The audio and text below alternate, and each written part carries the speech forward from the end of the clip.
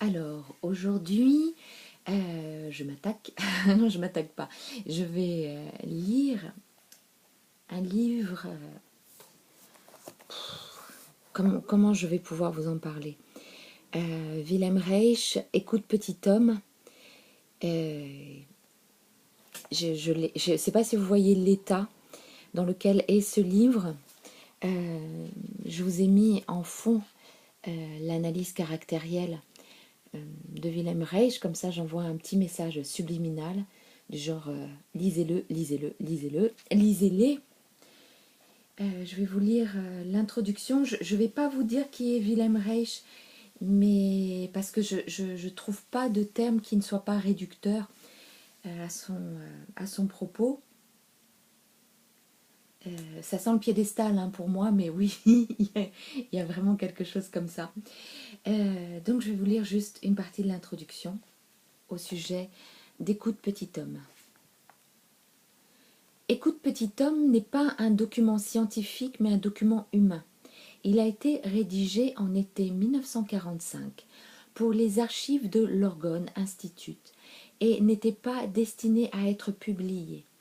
Il est l'aboutissement de tempêtes et de luttes intérieures d'un homme de science et d'un médecin qui a observé pendant des décennies, d'abord en spectateur naïf, puis avec étonnement et enfin avec horreur, ce que l'homme de la rue s'inflige à lui-même, comment il souffre et se révolte, comment il admire ses ennemis et assassine ses amis, comment au moment même où il accède au pouvoir en assumant la fonction de représentant du peuple, il abuse de sa puissance et la rend pire que celle dont auparavant il avait à souffrir de la part de certains sadiques des classes supérieures. Je vais vous lire un passage qui est terriblement et génialement d'actualité. Vous pouvez remplacer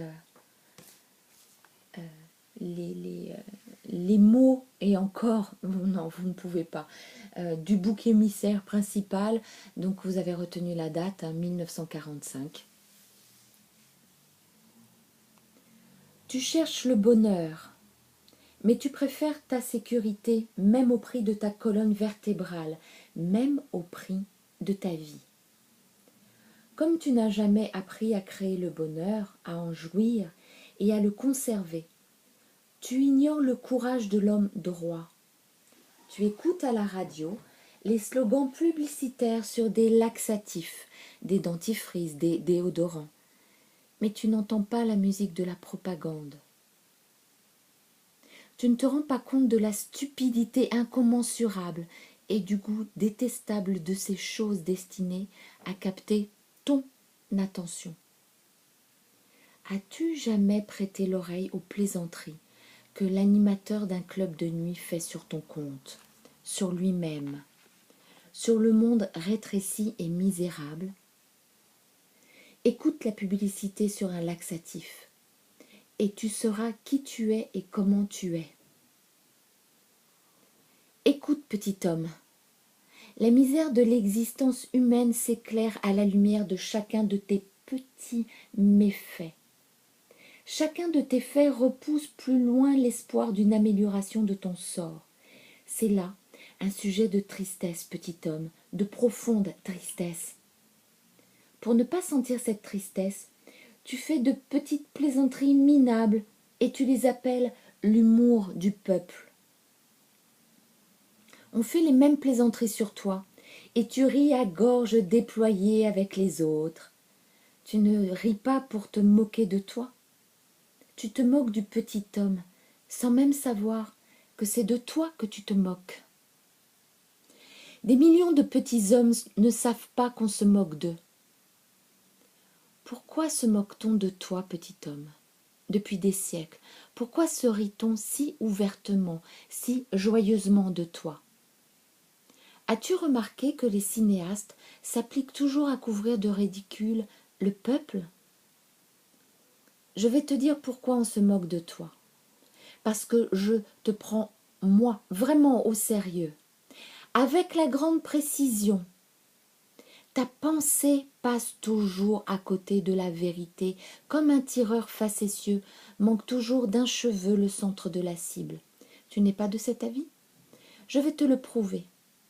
Depuis longtemps, tu serais le maître de ta destinée, si seulement ta pensée allait dans la direction de la vérité. Mais ton raisonnement ressemble à celui-ci. C'est la faute des Juifs. Qu'est-ce qu'un Juif? Te demandai-je. Des gens ayant du sang juif, me réponds-tu. Quelle est la différence entre le sang juif et le sang d'une autre personne? La question te rend perplexe. Tu hésites, tu grommelles quelque chose, tu te troubles. Je veux parler de la race juive. Qu'est-ce qu'une race? Une race? Mais c'est fort simple. Il y a une race allemande et il y a une race juive. Et à quoi reconnaît-on la race juive?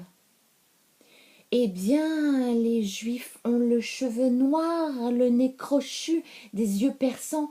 Ils sont avares et capitalistes. Tu as déjà vu un Français méridional ou un Italien? Peux-tu les distinguer d'un Juif? Pas très bien. Eh bien, dis-moi ce qu'est un Juif. Sa formule sanguine est la même que la tienne. Extérieurement, il ne se distingue guère d'un Italien, d'un Français. Et les Juifs allemands? Ils ressemblent aux autres Allemands. Qu'est-ce qu'un Allemand?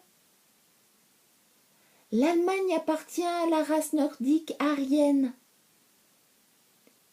Est-ce que les Indiens sont des Aryens? Mais sans aucun doute. Font-ils partie de la race nordique? Non. Sont-ils blonds? Non. Tu vois bien, tu ne sais définir ni un Juif, ni un Allemand. Mais les Juifs, ça existe? Certainement, il y a des Juifs comme il y a des chrétiens ou des Mahométans. Je parle de la religion juive. Est-ce que Roosevelt était hollandais? Non. Pourquoi appelles-tu un descendant de David un juif alors que tu dis que Roosevelt n'était pas hollandais? Avec les juifs, c'est très différent. Mais qu'est-ce qui est différent?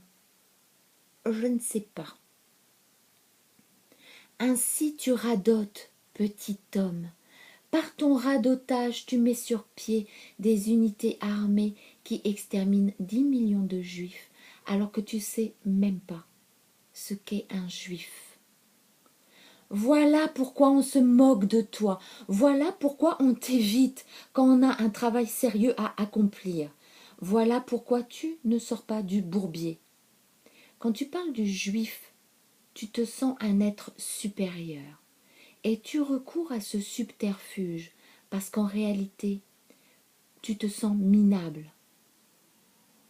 Et tu te sens si minable parce que tu es toi-même ce que tu tues dans le prétendu juif.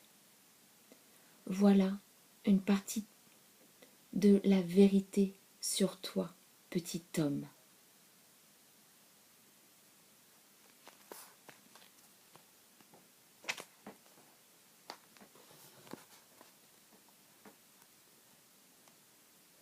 Il y a des illustrations qui sont absolument parlantes. Voilà. Écoute, petit homme de Wilhelm Reich, à lire, à relire, à relire. Vous voyez, le mien est plus que usé. Il tient dans n'importe quel sac à main, même le plus petit de chez Chanel. Merci, et puis à mardi prochain avec plaisir.